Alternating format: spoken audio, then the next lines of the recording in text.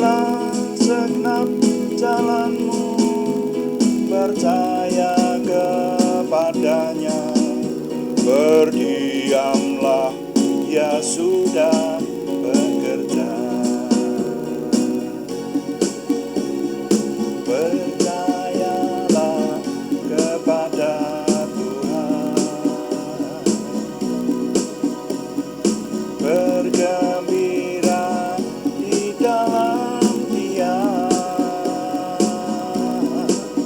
Serahkanlah segenap jalanmu, percaya kepadanya, berdiamlah, Ia sudah bekerja.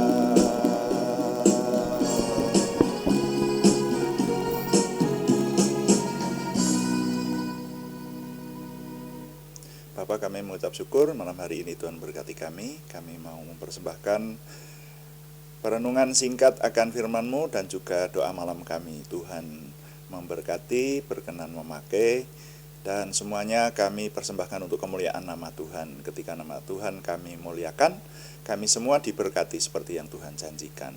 Dalam nama Tuhan Yesus Kristus kami berdoa. Haleluya, amin. Selamat malam Bapak Ibu Saudara sekalian yang sudah bersama dengan kita di sini dalam doa malam hari ini. Doa malam melalui online ini diadakan secara iman Kristiani dengan dasar keyakinan kepada Tuhan Yesus Kristus, Yeshua HaMasyiah, Juru Selamat dunia, Imam Besar Agung kami.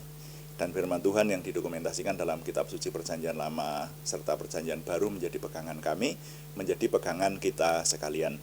Saudara, doa malam ditujukan juga untuk menjawab pertanyaan. Karena itu kalau ada pertanyaan mengenai keimanan dari saudara seiman dan ingin kami menjawabnya, silahkan dikirimkan kepada kami.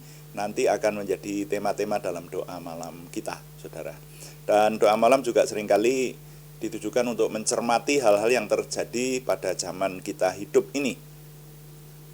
Kita cermati dari sisi firman Tuhan sehingga kita tidak bersalah terhadap Tuhan dan tetap kedapatan hidup benar di hadapan Tuhan. Nah, malam hari ini saya ingin mengajak saudara-saudara sekalian merenungkan firman Tuhan dengan judul mengelola kekhawatiran. Nah, ini hanya renungan singkat saudara ya. Tentang kekhawatiran sendiri kalau direnungkan, dikotbahkan, memakan waktu lama. Dan ada banyak poin yang bisa kita renungkan, kita cermati. Tapi kali ini dalam renungan singkat ini, mari kita meneliti mengelola kekhawatiran. Kita baca dulu Injil Matius pasal yang ke-6, ayat 25 dan 26. Ini pernyataan Tuhan Yesus yang antara lain tentang kekhawatiran menyampaikan seperti ini. Matius pasal 6 ayat 25, saya baca untuk kita sekalian. Tuhan Yesus berkata, "Karena itu aku berkata kepadamu, janganlah khawatir akan hidupmu, akan apa yang hendak kamu makan atau minum, dan janganlah khawatir pula akan tubuhmu, akan apa yang hendak kamu pakai. Bukankah hidup itu lebih penting daripada makanan, dan tubuh itu lebih penting daripada pakaian? Pandanglah burung-burung di langit, yang tidak menabur dan tidak menuai dan tidak mengumpulkan bekal dalam lumbung, namun diberi makan oleh Bapamu yang di surga. Bukankah kamu jauh melebihi burung-burung itu?" Sampai di situ pembacaan saya, saudara-saudara. Nah, ini pernyataan Tuhan Yesus tentang rasa khawatir, tentang kita manusia bisa dan sering saya rasa sering ya dihinggapi rasa khawatir. Apa itu khawatir? Khawatir adalah sebuah perasaan menakutkan tentang hal yang belum terjadi. Nah, itu khawatir. Saya menyimpulkan seperti itu.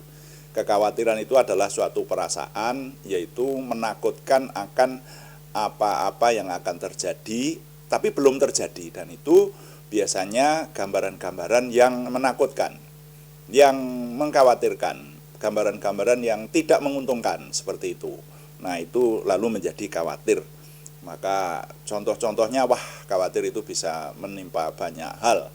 khawatir untuk tidak bisa makan, khawatir untuk tidak bisa minum karena tidak ada yang dimakan atau diminum, khawatir tidak bisa mempunyai pakaian, khawatir itu bisa banyak banget itu, bahkan menimpa di berbagai segi kehidupan. Orang mau bepergian khawatir kalau mau kecelakaan, wah tidak jadi pergi. Orang yang mau memulai usaha khawatir kalau bangkrut, belum sudah khawatir. Nah, jadi kekhawatiran itu bisa melanda setiap orang. Dan bahkan kita memang dilengkapi oleh Tuhan dengan rasa khawatir. Rupanya rasa khawatir itu justru diberikan Tuhan supaya memperlengkapi kita sehingga kita punya kehati-hatian, saudara. Ya, karena dengan memiliki rasa khawatir, maka kita lebih bisa bertindak hati-hati, kan seperti itu. Nah, tapi khawatir yang berlebihan itu akan merusak. Bahkan ya tadi, saya singgung sedikit tadi, orang yang diliputi oleh rasa khawatir itu nanti bisa tidak melakukan apa-apa. Karena mau melakukan segala sesuatu, gambarannya sudah buruk dulu. Makanya kemudian tidak jadi melakukan sesuatu. Karena apa? Khawatir. Khawatir yang terjadi adalah bukan hal baik, tetapi hal buruk. Nah, bagaimana orang beriman harus mengelola perasaan ini? Makanya judul renungan ini adalah mengelola kekhawatiran. Ya.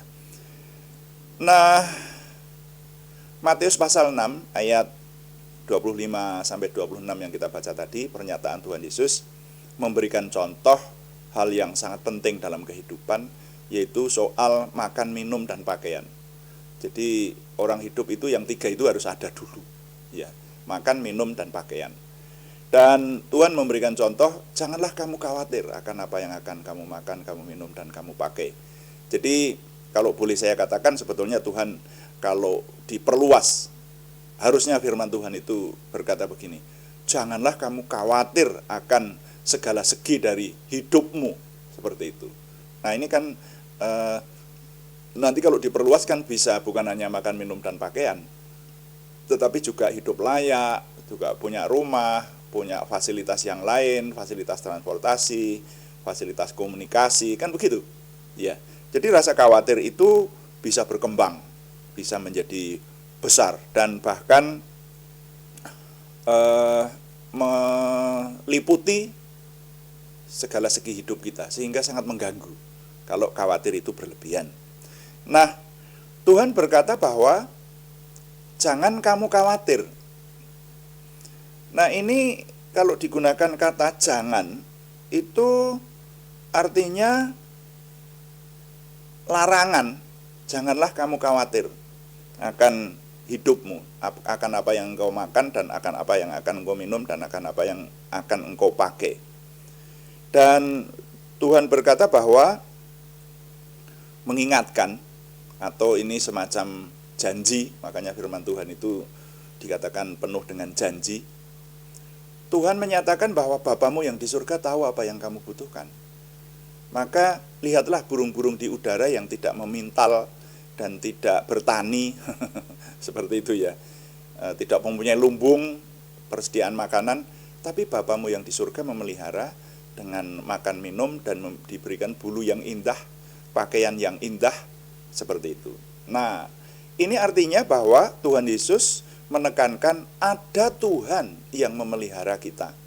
Nah, selanjutnya bagaimana? Apakah kalau kita telan mentah pernyataan Tuhan Yesus ini, ya berarti kita tidak usah bekerja saja. Kita sudah dipelihara oleh Tuhan segala sesuatunya. Burung di udara saja tidak bekerja dipelihara, apalagi kita. Nah, saudara-saudara, frasa yang terakhir dari ayat yang kita baca tadi berkata, bukankah hidup itu lebih penting daripada makanan dan tubuh itu lebih penting daripada pakaian?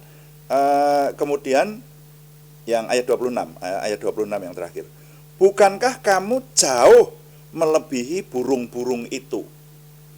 Ini jauh, apa yang dimaksud? Jauh lebih mulia. Manusia itu jauh lebih mulia daripada burung-burung. Burung-burung dipelihara oleh Tuhan, tapi manusia itu hidup bukan seperti burung. Dia memiliki peradaban, memiliki tingkat derajat kemuliaan yang lebih daripada sekedar hewan.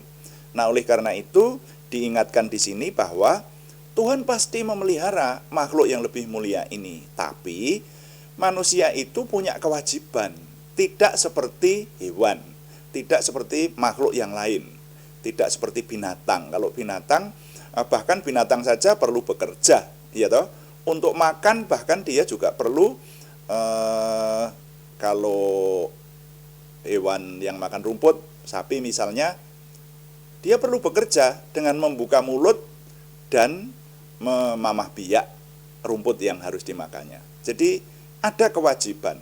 Nah, manusia memiliki hak dan kewajiban yang jauh melebihi burung-burung itu, jauh melebihi hewan binatang. Karena itu maka manusia tidak usah dijelaskan di sini, tapi manusia punya kewajiban untuk bekerja, mendatangkan hal-hal yang lebih baik itu. Nah, oleh karena itu saya mengartikan bahwa Tuhan memelihara, pasti, tidak perlu khawatir, Tuhan pasti memelihara. Tapi kita manusia juga harus melakukan kewajiban kita, menepati janjinya Tuhan, menepati apa yang Tuhan ciptakan kepada manusia, yaitu bahwa manusia itu makhluk lebih mulia. Nah, hanya kalau sampai di situ pun masih tetap punya kekhawatiran, karena kekhawatiran itu banyak. Kalau menunggui keluarga yang sedang sakit, kekhawatirannya, wah jangan-jangan tidak tertolong dan sebagainya, itu pasti ada atau perasaan semacam itu. Maka firman Tuhan di bagian yang lain, di 1 Petrus pasal 5 ayat 7 berkata, serahkanlah kekhawatiranmu kepada Tuhan, sebab Ia yang memelihara kamu. Jadi pekerjaan kita ini, kalau hal-hal yang di luar kekuasaan kita, menyerahkannya kepada Tuhan saja. Oh iya saudara, hal-hal yang di dalam kuasa kita, mari kita kerjakan. Dan kita minta kepada Tuhan supaya diberkati dan berhasil. Tetapi kalau hal-hal yang di luar kekuasaan kita, ya sudah, serahkanlah kepada Tuhan. Walaupun ini sulit, tidak mudah orang untuk melakukannya. Karena rasa khawatir itu meliputi banyak hal, saudara. Ada hal-hal yang sulit, tidak bisa tidak, mesti mempengaruhi kita, bisa khawatir terus seperti itu. Tapi firman Tuhan dengan jelas berkata,